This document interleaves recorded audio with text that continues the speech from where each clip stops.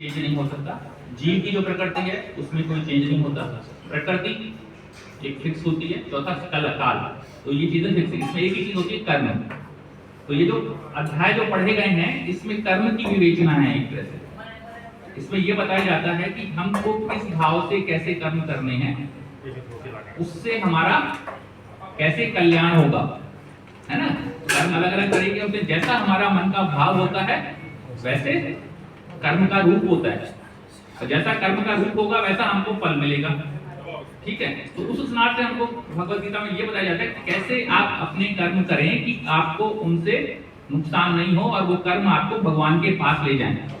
तो कुल 700 श्लोक में भगवान का यही है कि तुम कर्म ऐसे करो, तुम अपनी कर्म कोई भी करो, कम मना नहीं कर रहे हैं कि तुम्हें, क्योंकि तुम्हारे हाथ में खाली कर्म करना है, हमको कर्म करना बंद नहीं करना है, लेकिन कर्म को करके उसकी फल की इच्छा नहीं करके कर्म को भगवान की दिशा में करना है ना। जैसे हम सोचते हैं कि मैं एंजॉय करूं, उसकी बजाय मैं कहूं जो भगवान कैसे खुश होंगे। ठीक है, तो इस हिसाब से हमको कर्म करने हैं कि भगवान कैसे खुश होंगे या भगवान को कौन सी चीज ठीक लगेगी। अब भगवान कौन सी चीज ठीक लगती है? जो कर्म वेदों के अनुरूप होते हैं, जो हमारे शास्त्रों के अनुरूप हैं। और शास्त्र क्या है? शास्त्र बताते हैं कि भगवान कौन है। शास्त्र क्या बताते हैं?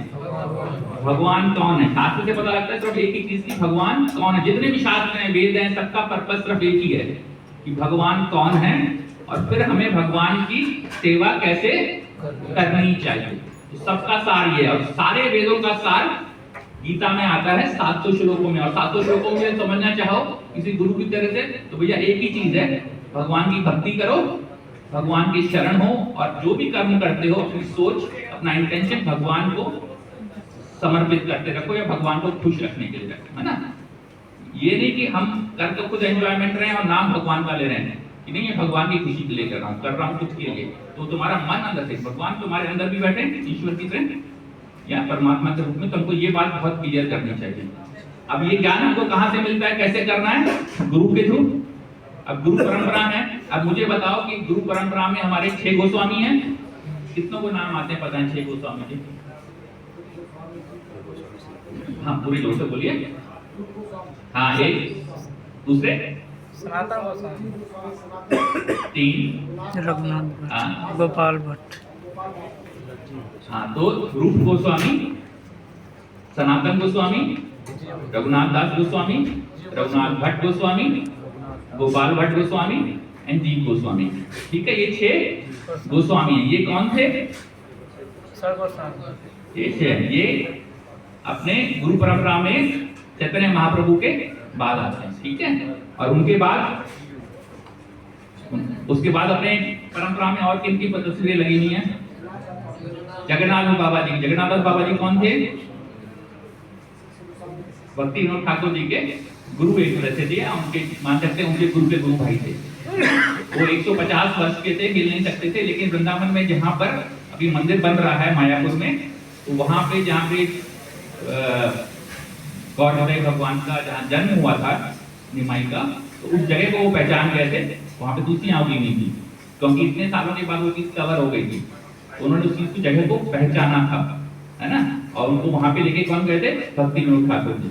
ठीक है, तो जगन्नाथ दास गोस्वामी जी, जगन्नाथ दास बाबा जी, फिर आते हैं अपने भक्ति विनोद ठाकुर जी, है ना। भक्ति विनोद ठाकुर के साथ आते हैं गौर किशोर दास बाबा जी। गौर किशोर दास बाबा जी कौन है? भक्ति सिद्धांत सरस्वती गोस्वामी, तो बोलते हैं भक्ति सिद्धांत, जिन्होंने भक्ति के सिद्धांत दिए हैं। सिद्धांत क्या होता है? नियम। भक्ति कैसे करते हैं। अच्छा, ये किसके पुत्र थे? ये भक्ति विनोद ठाकुर के पुत्र थे, है ना। तो ये भक्ति विनोद ठाकुर के पुत्र हैं। हाँ, भक्ति सिद्धांत गोस्वामी वो कौन है? भक्ति विनोद ठाकुर के पुत्र हैं। उनके बचपन का नाम विमल था। ठीक है, और भक्ति विनोद ठाकुर, उन्होंने कहा था कि गौर किशोरदास बाबा जी से जाके दीक्षा लो। तो भक्ति सिद्धांत गोस्वामी की कौन है गुरु? गौर किशोरदास बाबा जी। भक्ति सिद्धांत गोस्वामी कौन है? प्रभुपाद जी के गुरु हैं। प्रभुपाद जी का पूरा नाम क्या है? अभय चरणारविंद भक्ति वेदांत तो प्रभुपाद जी कौन है? भक्ति वेदांत, यानी जिन्होंने भक्ति के जो नियम हैं, जो वेद हैं, उनको वेदांत यानी छोटे सूत्र में हमें प्रेजेंट किया। कैसे प्रेजेंट किया है? अपनी किताबों के थ्रू। उनका उसमें जो उन्होंने भाव लिखा है ना, भावार्थ लिखा है, हर एक का अर्थ लिखा है, तो उसमें उन्होंने अपने सिद्धांत लिखे हैं, अपने वेदांत को, इसलिए उनको भक्ति वेदांत कहते हैं। तो भक्ति वेदांत कहते हैं, तो उनका सबसे बड़ा क्या है, जिन्होंने हमको पटपट दिया है, जो हमको जो उसमें भावार्थ देते हैं, तो श्लोक को समझने में हमें आसानी हो ना। तो उनका ही प्रभाव है कि आज 120 कंट्रीज में अपने एस्कॉन के मंदिर हैं, 900 मंदिर हैं, 850-900 मंदिर हैं, सब जगह भक्ति होती है और भाव एक ही होता है भक्ति का। क्या होना चाहिए भक्ति का भाव? कि मैं तेरा सेवक, तू मेरा मालिक। जिसमें मालिक का काम, सेवक का काम क्या होता है? जो भी करना है मालिक की खुशी के लिए, है ना। सेवक की खुशी मालिक की खुशी के में ही होती है ना।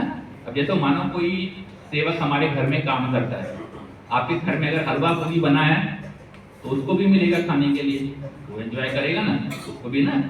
और अगर वो बोले कि नहीं मैं भी अपनी झोपड़ी बनाऊंगा, अपनी खेती करूंगा, तो जरूरी नहीं कि उसको हलवा पूरी खाने पड़े, हो सकता है उसको दाल टमाटर खाना पड़े, है ना, प्याज रोटी खानी पड़े, तो सेवक बन जाए। तो ये बेसिक मंत्र दिया भक्ति वेदांत स्वामी जी ने, अपने प्रभुपाद ने। तो भक्ति कैसे करनी है? सेवक बन के। किसका सेवक बनना है? भगवान का। कैसे पहुंचोगे भगवान के पास?